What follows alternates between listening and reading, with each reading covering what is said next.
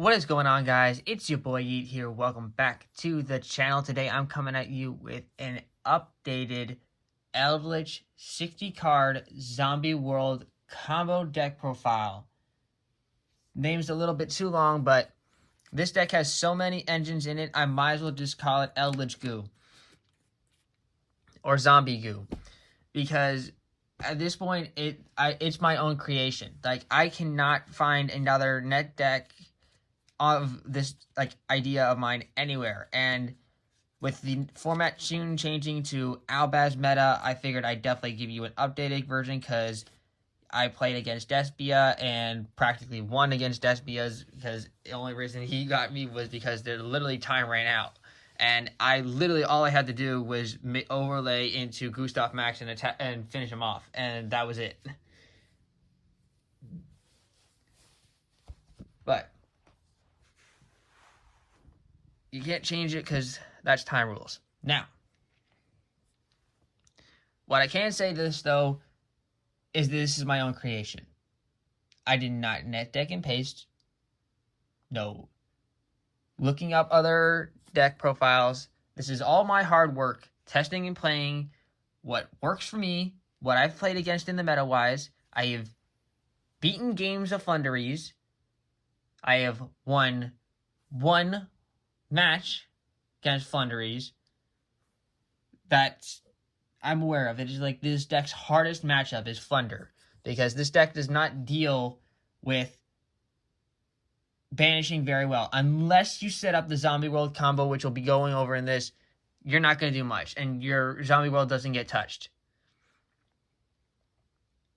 Other than that, deck slaps Sword Soul Tenyi. If you set up the Zombie World and they don't Vishuda you, the card that you banish in the graveyard and target card, as long as they don't do that, you're good. If they do that, you're a little bit in trouble. Because even under the lock, you won't. They will still just break. They will still just break your boards. Dragon Link is easy. Praying Kids is easy. Mirror Match is just you just straight up win the mirror match, especially if you especially the way you play this deck. And against Albaz, well, I'll leave that judged up to you. I pretty much make this deck to just like be flexible in like any situation. It is a little bit expensive, I'll give you that. So a lot of people may not be able to afford some of these cards in the deck. But yeah, for those who can't, just enjoy the deck profile and learn from experience. Take what you can from this deck and turn it into your own for your counter meta. Otherwise, for those who are like me and can afford most of the cards in this deck, you guys better try this deck out. Because I'm telling you, this deck is actually cracked. And if you come up with your own like unique spins on it, good for you. Because that's what I did. I thought for myself. Now, I'm not going to waste y'all time. Kind of a 3-minute introduction. But let's get right into it. I'm going to go over the deck in like engines, not for like monster spells or traps. It'll go monster spells, traps, but it'll go engine wise. So like I'll start off with the Eldlich engine here. Yeah, if you guys enjoy the deck profile, leave a like and subscribe. Y'all kind of know my ratios when it comes down to Eldlich. I play 3 Golden Lords, not 2, 3. We're still working on getting the 3rd version, but yeah. It's your Bane Moss boss monster, the whole deck with the whole decks around. The rich keeps getting richer. Let me tell you. I didn't think this man could get any more rich with all the gold he has, but he keeps on getting richer.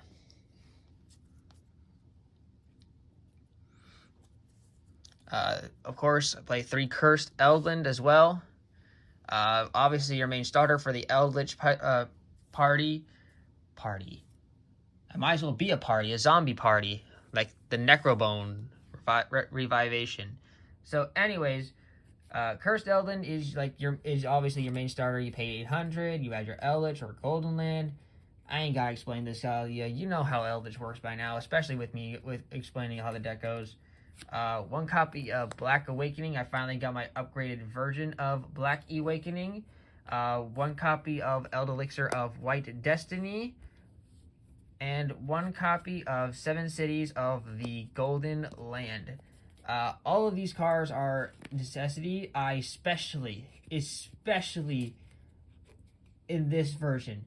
For example, once you get Eldlich on the board, these cards just become so accessible to like every single monster. 7 Cities of the Golden Land can start you off with some zombie plays, especially if like, okay, if you open up a Glow Bloom or your Baildrock or even Eldlich, for God's sakes, you use 7 Cities of the Golden Land, make your fusion monster of Draco Necro, and you just go off with plays from there while you get a 3000 beater on the board, because then you can just keep blocking your opponent's back row and forcing them to do plays and then just kill them. Elixir of White Destiny being able to special summon anything back from the graveyard at the standby phase is crazy. So you put Eldlich on the board and then you bring back Baildrock, or summon Baildrock from your hand, and Black Destiny just to summon a Black Awakening to summon a monster or zombie monster from in defense position. These cards are cracked in this version. Like, a lot of people don't even think about those cards, but when you play a zombie, full-on zombie deck like I do, those cards are come up really often. Obviously, 3 copies of Scarlet Sanguine. Scarlet Sanguine is generic. You summon a zombie monster from your deck or graveyard. No Eldlich. Eldlich. Really good. Bloodbath with this card. Next, we ride in on the Spanish Maid with 3 copies of Conquistador of the Golden Land. Conk is your face-up pop. You do damage. If you do damage like to their board, you special summon this. When you have Eldlich, you go plays level 5, 8. You know how it goes. It is very late at night when I'm doing this deck profile, so if I'm trying to rush through it, that's probably because I am tired. But I did want to get this deck profile up. 3 copies of Hakero of the Golden Land. We bumped this up to 3 in the last time, and I haven't looked back. I still think playing 3 is absolutely essential to play against DPE, to play against the fucking mirror match. Prank kids so they can't shovel back the pranks. Who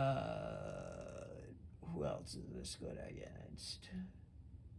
I guess it can be currently good against Sword Soul, so you can banish the Vishuda to stop them from banishing it ahead of time.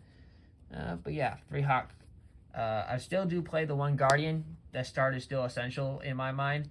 Guardian, why do people just... this card is not bad. Like, yes, it is a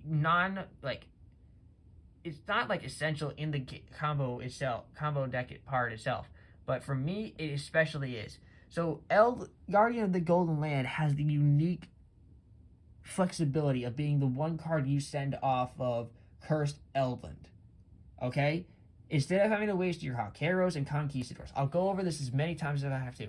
The 1 Guardian is so good to send it freely to the graveyard as like your Cursed Eldland target. Beautiful. You don't have to waste your Hakero. You don't have to waste your Conquistador. And of all the things, it just is a level 8. It's a level 8 zombie. There are some cool things you can do with level 8s in this deck. Seriously. Like, I can't stress this enough. The 1 Guardian is is really good. And I'll keep playing it until people start believing in it. 1 copy of Golden Land Forever for a free negate of Omni. You tribute your zombie monster, anything once it's on the field. And speaking of zombies, that is it for the Eldlich package. It is a 20-card Eldlich package for me. So that makes up, like, majority of the deck. So that's 20 out of 60 cards that you're guaranteed to open up something Eldlich-wise.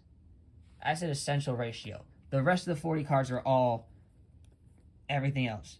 We're going on to the Zombie World package now. Starting off with the Zombie World package, of course, the main girl who just keeps going through everything that people start laying up, and that is Necro World Banshee.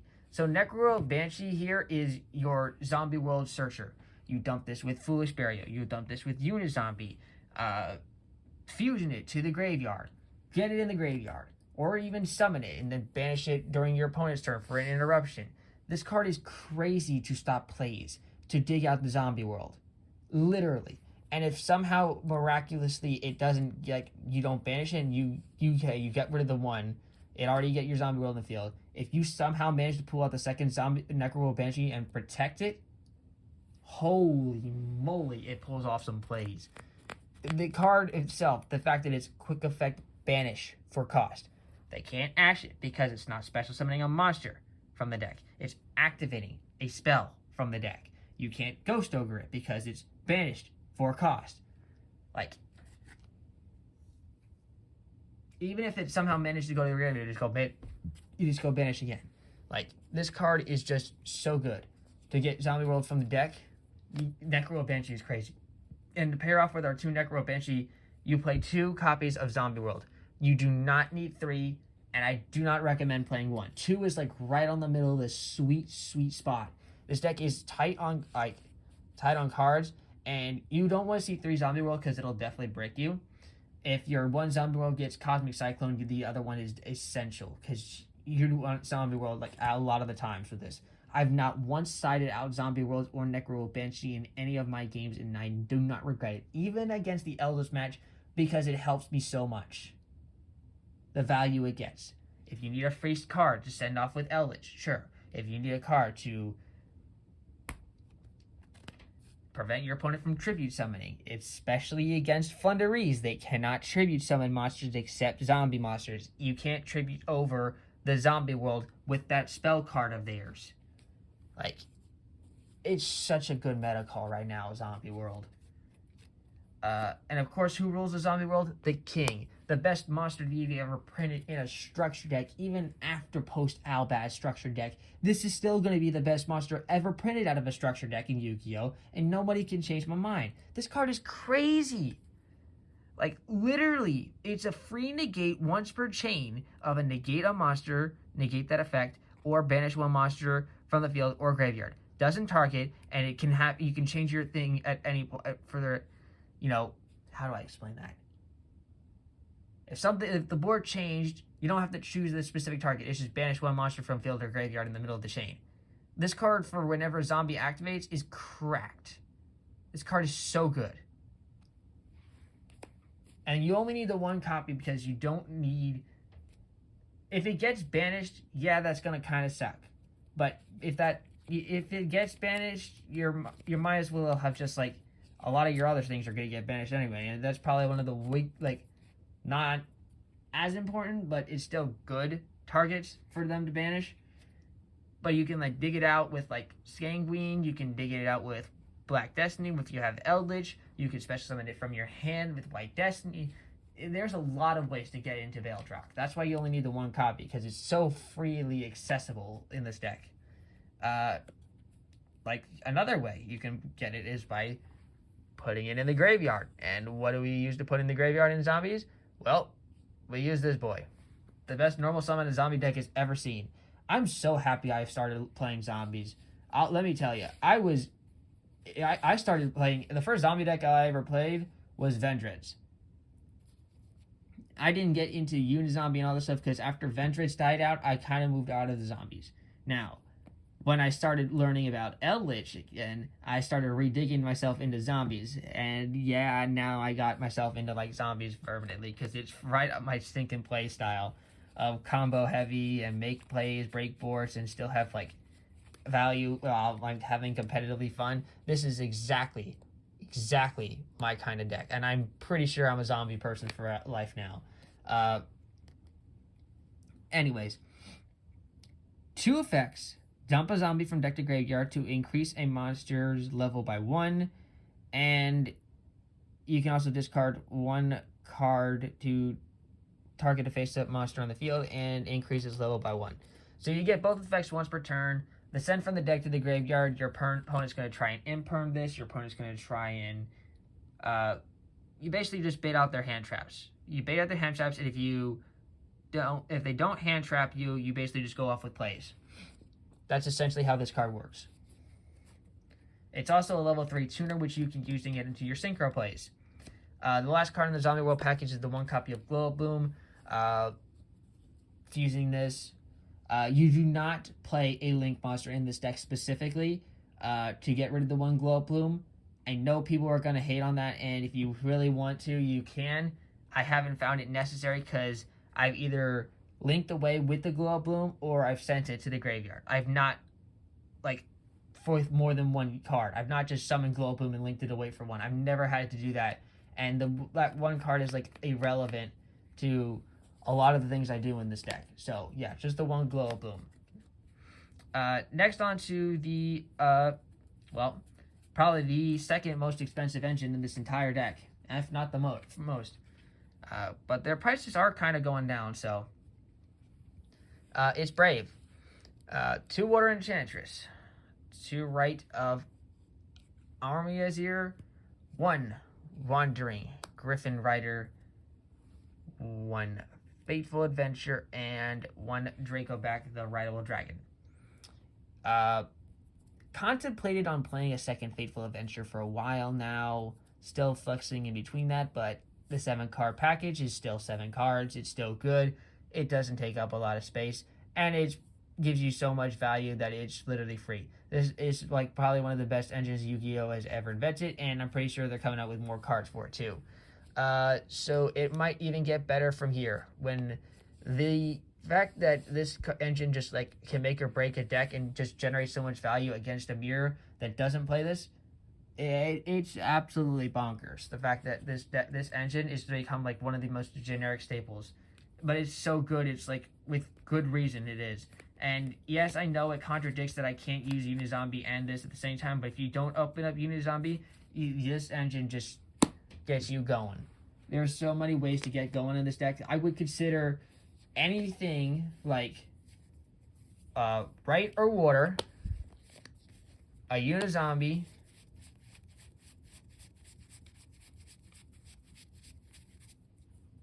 Cursed Eldland,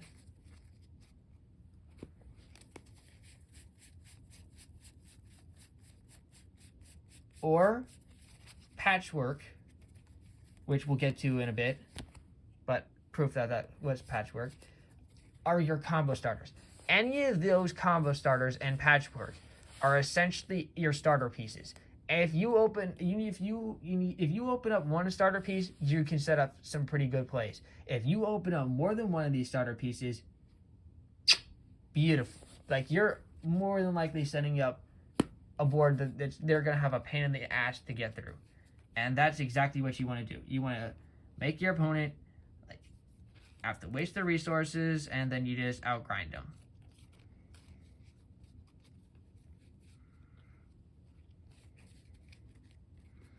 Now, on to the hand traps. I consider this card a hand trap, even though it doesn't like trap my opponent. It does prevent some of them from doing something, and that is, well, touching my back row. It is the other Lord, the Lord of the Heavenly Prison, which some people can classify as part of the Eldlich engine. This card is still amazing for what it does of preventing your back row. I can't stress how this card is so good, and I'm so happy I played at 3 every single day of the week, because I've resolved 2 in one game, and I will not doubt that one day 3 will come up as an issue. What you can tell, though, is I stopped playing Extravagance. In the other version, I played Extravagance. I hated it because I started banishing my extra deck. We don't talk about it. This card is amazing. You play 3. It's so good. It's necessary in Eldlich. And more than likely in a lot of decks right now, because of how much back row hate there is going on. There are a lot of decks that can play it, and there's like no reason not to. There's no reason not to. I play 1 copy of Ash. Now, a lot of people are going to be like, why you only play 1 Ash?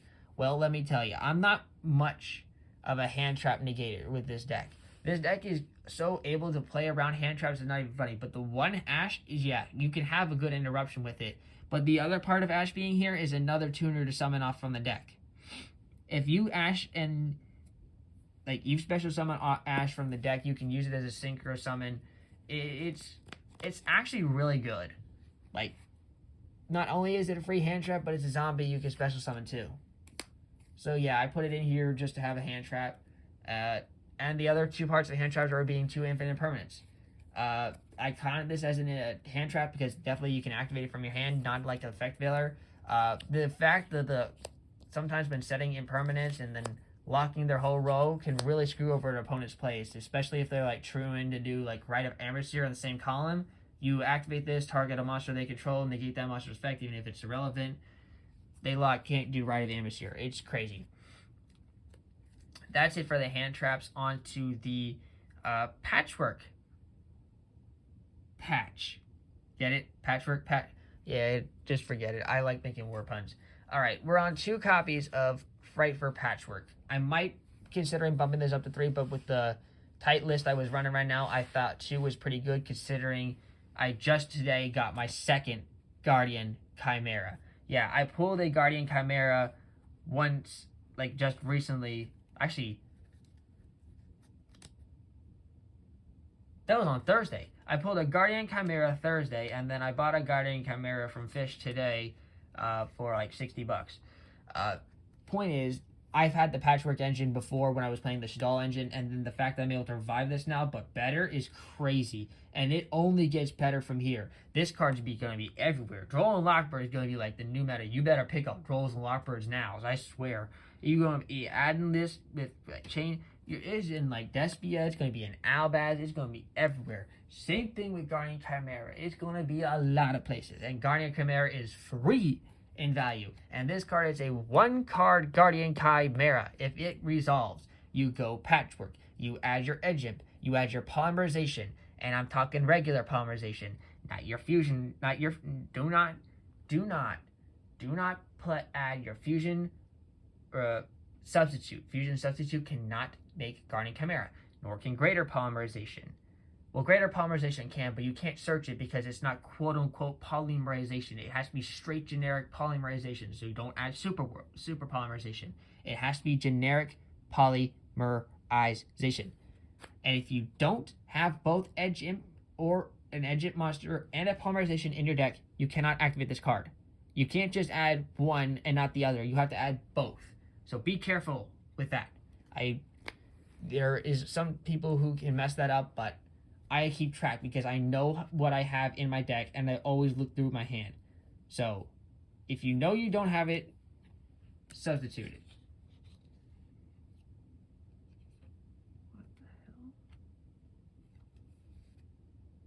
What the hell? We'll have to fix that after the game. There's a hole in my sleeve. Oh well. But yeah, 2 Patchwork.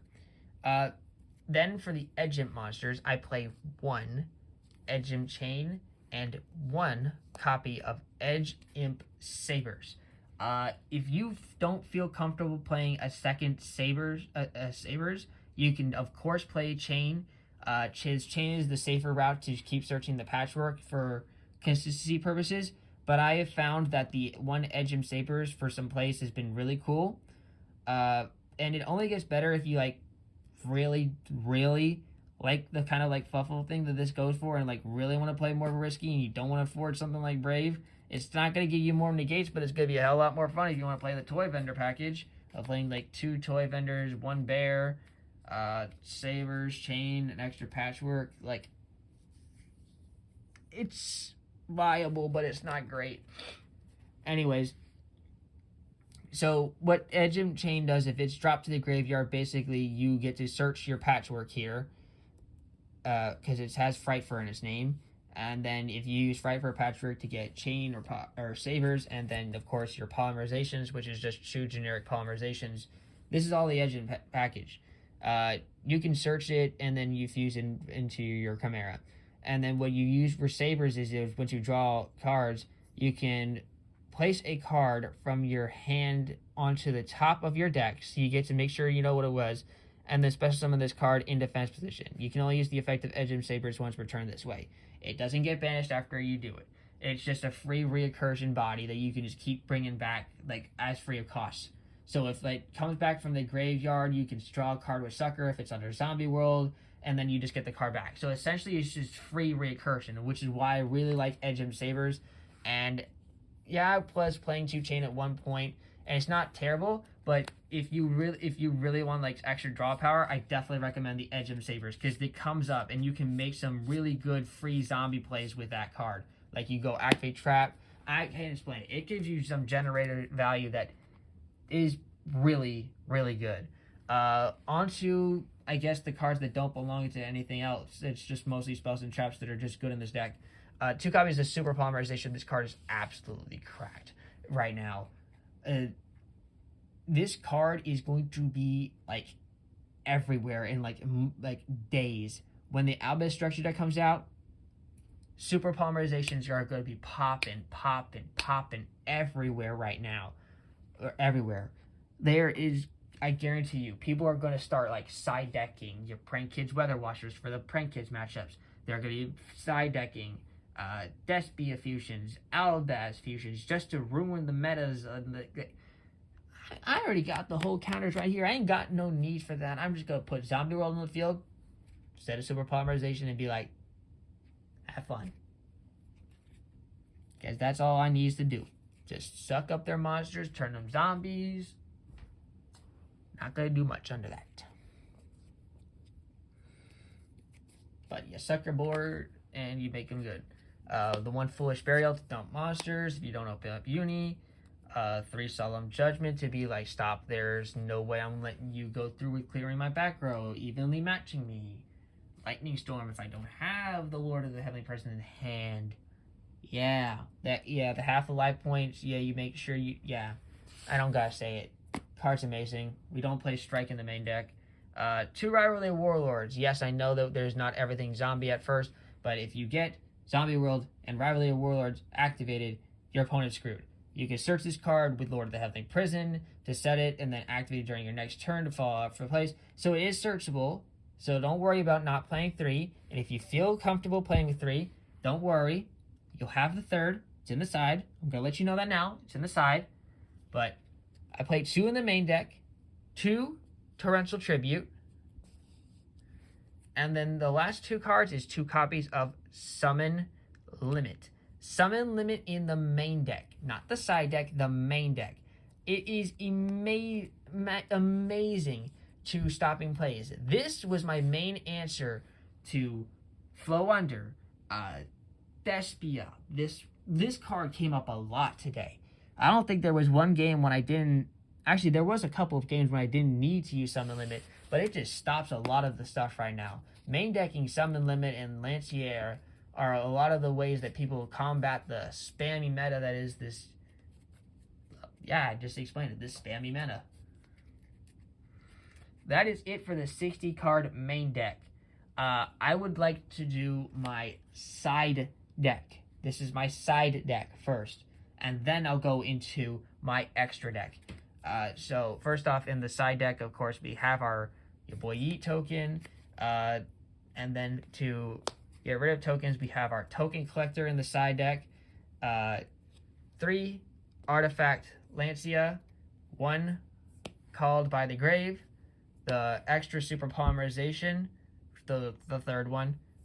Harpy's Feather Duster for back row clear, the extra Summon Limit, and Rivalry of Warlords that I mentioned.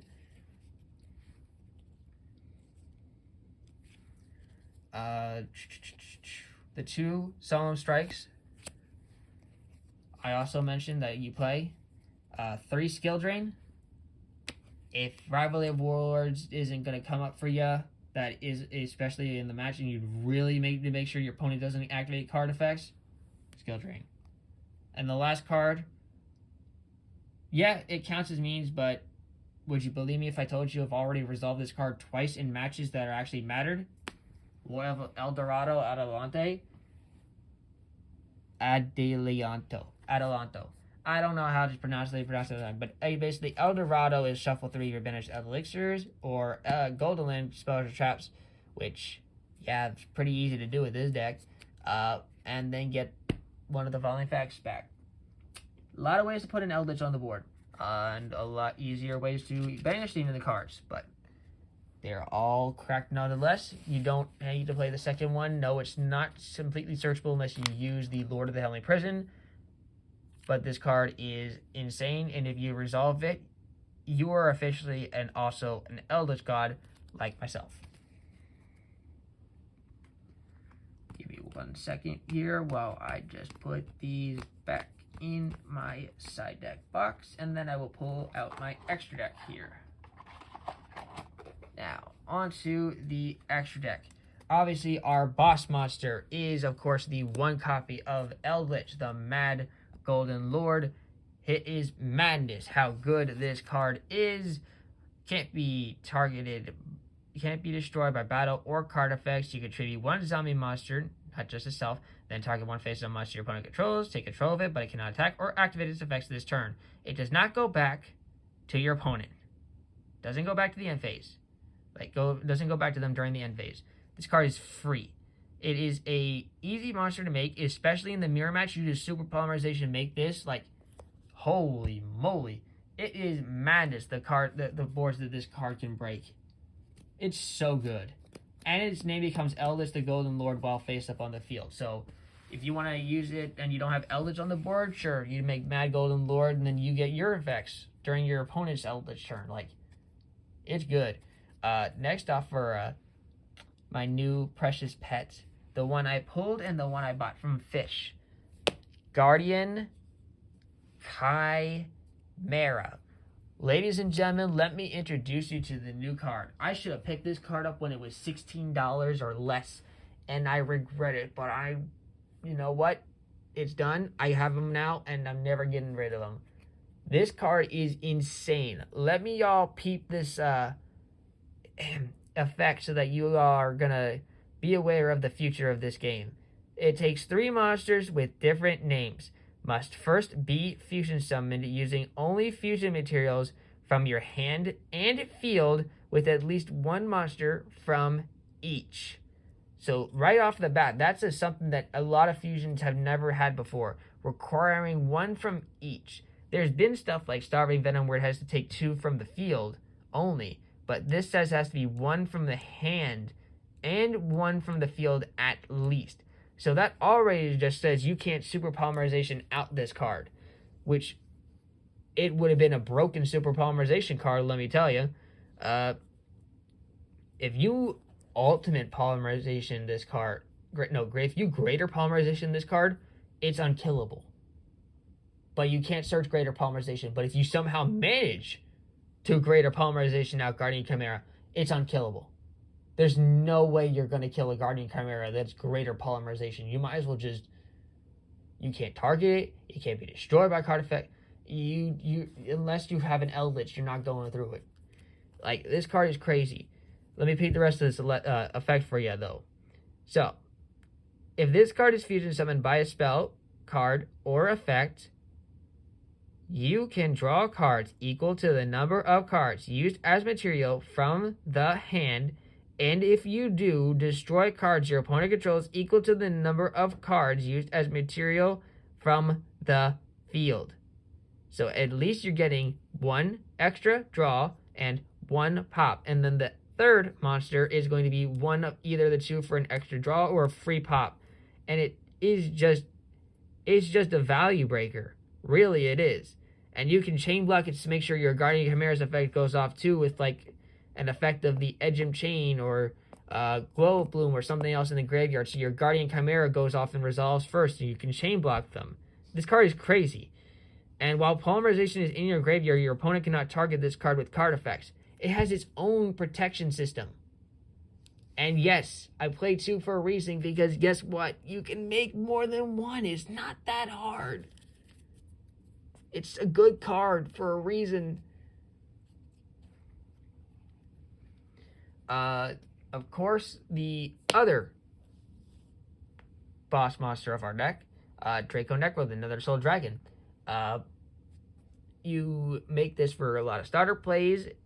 It does not destroy monsters by battle, whether it's attacking or being attacked. People do not read cards, I swear. The one dude who was playing Cyber's Eldlich attacked me with a Cyber's gadget just to crash it to get the token.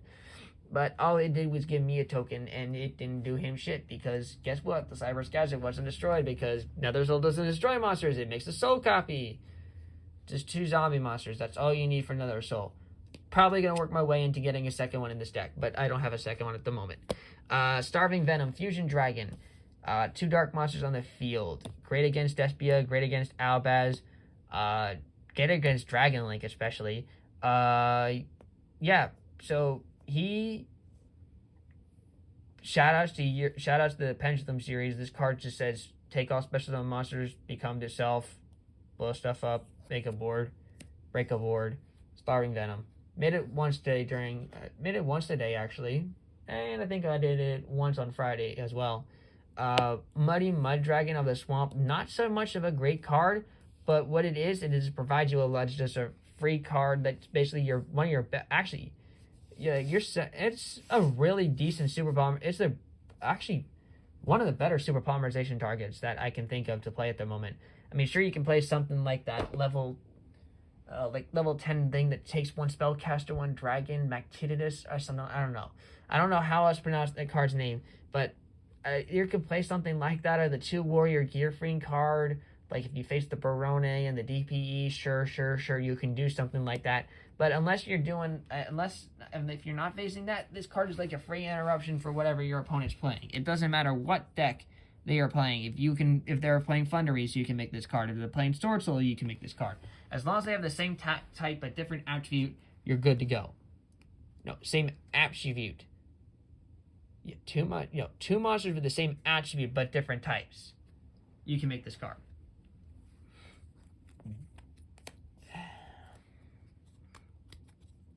That's all for the fusions I play. Next off is Leo, the Keeper of the Sacred Tree. If you have Barone, please play Barone. I play Leo because 1, I don't own Barone, and 2, Leo actually can beat over Barone. Because if you make Leo, your Barone can't target it to destroy it, because guess what? Can't be targeted by opponent's card effects. So all you do is just make a Leo, attack over it. That's it. Now, why am I playing Leo over Sun Saga? Well, here's an interesting thing. If you want to make Sun Saga, it is possible, but it is not always available. What I mean by that is sometimes you will have your Griffin and a level 3 that you don't have the Griffin negate for. Like you have a tuner and you have the level 7 Griffin. You're not going to be able to make Sun Saga if, guess what? You don't have Zombie World out on the field. And if you burn through your 2 Zombie Worlds, you need Leo. This card is always live. It's not going to be like, oh crap, I can't summon Sun Saga right now. You're never going to have that issue with Leo. So it's like that or Barone for your options. You could play Sun Saga, it's just not always going to be available. Which is unfortunate because I really do love Sun Saga. But it's not like I don't like Leo either. He's still good. He's still a good friend. Shiranui Shogun Saga, though.